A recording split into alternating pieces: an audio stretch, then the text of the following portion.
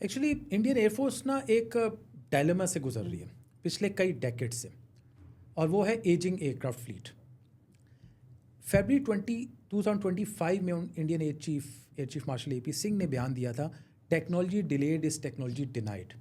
और ये उन्होंने बैकग्राउंड में दिया था कि इंडिया का फ्लीट एजिंग होता जा रहा है, और उसको इस गैप को जिसने फिल करना था वो था लाइट कॉम्बैट एयरक्राफ्ट तीजा, जो खुद बना रहा है इंडिया। और वो 1984 में बनना शुरू हुआ था और आज तक सिर्फ 40 जहाज़ बने, यानी वो गैप फिल नहीं कर सका, और जहाज़ रिटायर होते जा रहे हैं या पुराने होते जा रहे हैं, लाइक MiG-21, MiG-29। इस गैप को इन्होंने शॉर्टली फिल किया राफेल से। 2-3 साल पहले जब फेमस मोदी का जुमला है कि अगर राफेल होता तो ये ना होता, 2019 में पाकिस्तान ने बता दिया कि राफेल का बाप भी ले आओ तो उसको भी गिरा देंगे। तो आज तो राफेल भी आ गया तो कुछ नहीं हुआ। तो असल तो मैन बिहाइंड द गन भी है ना। अच्छा, इन्होंने राफेल से इसको फिल तो किया इस गैप को, लेकिन वो गैप पूरी तरह फिल होता नहीं इस तरह से। किसी भी मशीन को एब्जॉर्ब करने में भी टाइम लगता है। वो जो आपने मैन मशीन इंटरफेस की बात की है, पाकिस्तान एयरफोर्स का एक बहुत बड़ा कमाल है कि हम डिफरेंट टाइप के वेपन सिस्टम यूज़ कर रहे हैं for decades, like American F-16s हैं, फ्रेंच मिराजेस हैं, which we are using for since 50 years, Chinese aircraft हैं। अब उनको डेकेड्स लगता है समझने में और एम्प्लॉय करने में और सही टाइमली एम्प्लॉय करने में। इनके पास राफेल तो हैं, लेकिन मैं समझता हूँ वो उस तरह से शायद प्रोफेशनल स्किल नहीं है जो राफेल की रिक्वायरमेंट है।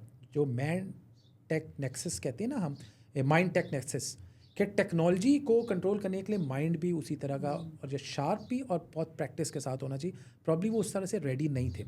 और यही वो बात थी जो इंडियन एयर चीफ ने हिंट की थी आज से 2-3 महीने पहले बार बार कि we are not ready for the war, और ये कल नज़र भी आ गया। अच्छा, चूँकि वो रेडी नहीं थे और साथ में हालांकि उनकी अपनी डिफेंस इंडस्ट्री तीजा भी उनके पास है, आपने जो है J-10C के ऊपर काम किया हुआ है। JF-17, अच्छा, JF-17 के ऊपर काम किया हुआ है, कई दहाइयों का आपका उसके ऊपर तजर्बा है। अगर उसका कंपैरिजन थोड़ा सा तीजा के साथ भी हो जाए, और ये भी बता दीजिए कि अगर हम जो है उनसे बेटर हैं तो कैसे, और अगर नहीं बेटर तो फिर भी हमें क्या करना होगा। पहले तो एक पंच लाइन में बता दूं कि JF-17 is far far ahead than LCA तीजा। एक तो ये JF-17 thunder made in Pakistan जहाज़ है, प्राइड ऑफ पाकिस्तान है। LCA तीजा इंडिया का वो जहाज़ है जो इंडिया बनाने की कोशिश कर रहा है। अब आपने सवाल किया इनका कंपैरिजन, बहुत अच्छा सवाल है और हमारी ऑडियंस को समझना भी चाहिए। LCA तीजा 1984 में प्रोजेक्ट स्टार्ट हुआ, यानी ऑलमोस्ट आज से 40 साल हो गए इस बात को। उसके लिए ADA उनकी एक है, एरोनॉटिकल डेवलपमेंट एजेंसी, उसको डिज़ाइन टास्क हुआ, और हल है हिंदुस्तान एरोनॉटिक्स लिमिटेड जो मैन्युफैक्चर करेगी उसको। शुरू में डिज़ाइन इश्यूज़ आने शुरू हो गए, मल्टीपल डिज़ाइन इश्यूज़, परफॉर्मेंस के भी, इंजन के भी, फ्लाइट कंट्रोल्स के, एवियोनिक्स के, और जहाज़ बिल्ड ही नहीं हो सका। दे केप्ट ऑन ट्राइंग, लेकिन नहीं हुआ। ऑल्दो 2001 में इसकी फ़र्स्ट फ्लाइट भी हो गई, सब कुछ हो गया, लेकिन एज़ ऑफ टुडे 2025 में हम बैठे 40 एयरक्राफ्ट भी डिलीवर नहीं हो सके, जो भी कॉम्बैट ड्रिवन या ऑपरेशनली क्वालिफाइड जहाज़ नहीं है। अब इन्होंने क्या किया कि हमने कहा इसका एक नया वर्जन लाएंगे, LCA Mark 1A। Mark 1A ने आना है 2026 में, वो भी डिले में, उसका इंजन नहीं आ रहे अमेरिका से। फिर इन्होंने Mark 2 इसका अगला वर्जन वो आना है 2028 में, वो भी डिले का शिकार है। फिर इसका एक चौथा वर्जन है AMCA, advance medium combat aircraft, उसकी टाइमलाइन है 2035, आज से भी 10 साल बाद। अब सोचें इतने अरसे के बाद जब ये जहाज़ आएंगे, पहली बात तो उस वक्त क्या ये रेलिवेंट रहेंगे एयर फोर्सेस में, उस वक्त क्या टेक्नोलॉजीज़ नई आ चुकी होंगी, ठीक है। तो ये बहुत ही एक ऑब्सोलीट सिस्टम हो जाएगा। अब आ जाए दूसरा JF-17 प्रोग्राम शुरू हुआ 98 में, और आज अल्हम्दुलिल्लाह मोर देन 150 एयरक्राफ्ट फ्लाई कर रहे हैं और परफॉर्म भी कर रहे हैं।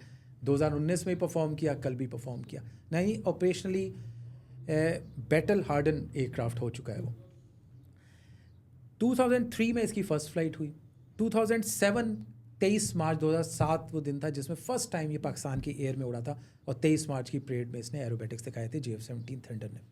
2009 में प्रोडक्शन स्टार्ट हुई ब्लॉक 1, 2014 में ब्लॉक 2 आया, और अब ब्लॉक 3 आया है, which is the latest version of JF-17, जो कि बहुत लीथल है, जिसमें मैंने आपको बताया कि हमारी BVR कैपेबिलिटी भी बियॉन्ड है मच देन राफेल।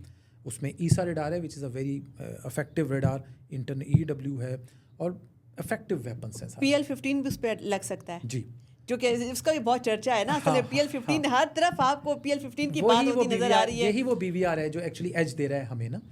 तो अब आप देख लें, दोनों का मुवाजना बनता ही कोई नहीं। एक है जो अब तक लॉन्च ही नहीं हो सका वो प्रोजेक्ट 40 साल में, और एक है अल्हम्दुलिल्लाह कि इतने जहाज़ हैं एयर में और परफॉर्म भी कर रहे हैं। तो अल्हम्दुलिल्लाह हमें बहुत एज ए पाकिस्तानी फ़ख्र होना चाहिए JF-17 थंडर पे, क्योंकि ये मेड इन पाकिस्तान है, प्राइड ऑफ पाकिस्तान है, हमने बनाया है, हमारा इसके ऊपर कंट्रोल है, हम इसको जिस तरह परफॉर्म करें और इसको जिस तरह से एम्प्लॉय करें।